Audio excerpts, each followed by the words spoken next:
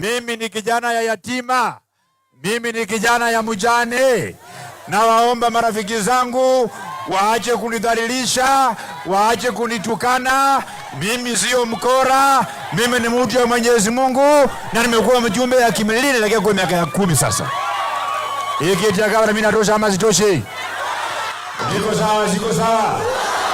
Ndio lazima mimi niko sawa kwa mkono. Kwa mkono. Mwaka ujao kuna viti 2 ambayo tayari imechukuliwa.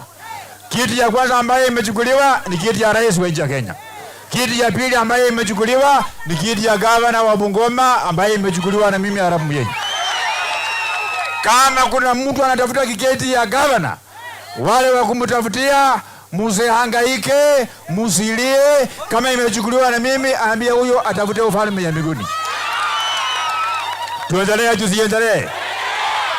Yone kura William Ruto hapa, William Ruto. Haya.